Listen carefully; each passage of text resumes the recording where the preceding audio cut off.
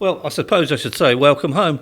Yeah, this is where I first started. When I first came over to England when I was 16, this is where I started. So yeah, I would classify this as home, I suppose. You must get the feeling that this is a different football club from the basket case that you actually left. Yeah, exactly. I think the club that I left was a completely different club to what I'm coming to now. I left and the club was definitely on the way down, and now the reason why I'm here is because of the ambition of the club to go back up, and that's what I want to be a part of. As somebody who played for Pompey so young, you must have watched it from afar and been quite sad at the way it went. Yeah, especially feeling sorry for obviously players at the time who were my friends, but also the fans. They give such loyal support, and they weren't really getting a lot back. Do you know what I mean? So it was a real shame. I followed them all throughout my career, and it's kind of ended me up back here. So It's not quite turned full circle with you coming back, because Pompey were in the Championship when you left, but they're not far away. no, exactly. I think the club, like I said, is in a better position. So it's actually probably a better football club now than what it was when I was here. You can see obviously the club just missed out last season. And what excites me is to be a part of bringing this club back to where it was before I left, which would be amazing. What were the circumstances of leaving? Because perhaps you wouldn't have ever left had it been different. Yeah, I think you're totally right. I think the way in which the club were going downhill in terms of financial and stuff like that, and I was doing well at the time. I was a young kid playing in the Championship, and the Premier League came calling. Might not ever get that opportunity again, so I took it. Didn't quite work out at Fulham. Can you put your finger on why?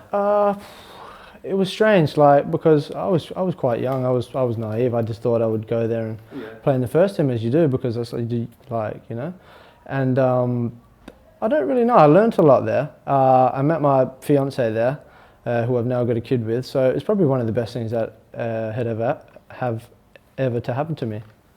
Has your football career gone the way that you'd wanted it to go? Probably not. But like they say, everything happens for a reason. I've still got the best years ahead of me. I'm 25 now, and I look to hopefully give Portsmouth back my best years. Oxford, Gillingham, Barnsley. You've been around. Yeah, I think Gillingham. I went there, didn't really enjoy it. That was my first taste of like loan football. Didn't enjoy it. Didn't play. Went there for 3 weeks. Came back. Oxford, really enjoyed it. We should have done better than what we did at the time. Then from there played a couple of games for Fulham in the Championship, went on loan to Barnsley, done well, and then I had an injury that lasted roughly between 2 to 2.5 years, which really pulled the handbrake up on my career, to be honest with you. And now I'm just slowly, this is I think it's the second season. It's only the first time I've had 2 consecutive seasons in a row. So from an injury point of view, I'm back in a good place and I'm ready to kind of kick on. Steve Cottrell gave you your debut. It must have been quite surreal because you came on at Middlesbrough and you played against your brother. Yeah, it was very surreal. It was it all happened really, really quickly. In the blink of an eye. I was away in America with the first team and then came back and I played a game and stuff like that. So it was amazing, but still very thankful to him. You came on for Herman the Riderson, so we must have been looking to attack. Yeah. I think we ended up we 1-0 down, came on, and we ended up drawing 1-1 actually. So ended up all right actually. You'll well remember you mentioned USA. A bit of chaotic, wasn't it? To say it mildly.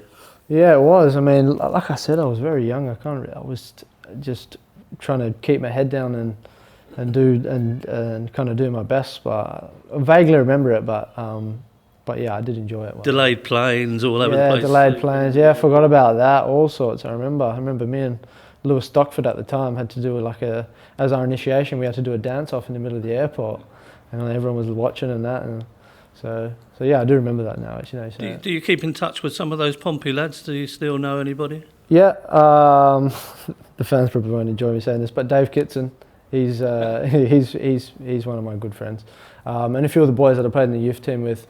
A few of the Aussie boys that I still see when I go back to Australia. Because recently you picked for the Australian full team, so that must be an ambition to play well here and keep on going internationally. Yeah, well, that was kind of the main thing, really. the Socceroos managers said, look, if you're playing, then you've got a chance. If you're playing and playing well, you've got a chance. And I thought that this would be the perfect opportunity to do that. How much of a thrill was it to be picked by Australia? Yeah, it was amazing. Especially my brother was in the squad as well at the time, so it made it funny actually. Both my international debut and my professional debut. Your brother follows you around. Yeah, he was. Well, I followed him and then he followed me. So yeah, it was amazing. Something I've dreamed of ever since I started playing here. You know. So you say about taking this club maybe to the Championship. How much further can they go? Well, I think everything's here. The support's here. With the new chairman and the owner and stuff like that, there's no reason why we can't go and do more. I think first and foremost we've got to try and get back to the Championship. If we can do that, then I think we'll be working towards. I think it's a bit of a jewel down here. You can see the weather now. I feel like I'm on holiday. I'm sweating. Could be home. Could be back home. Exactly. So it's a great place to live. The football's amazing. The fans are amazing.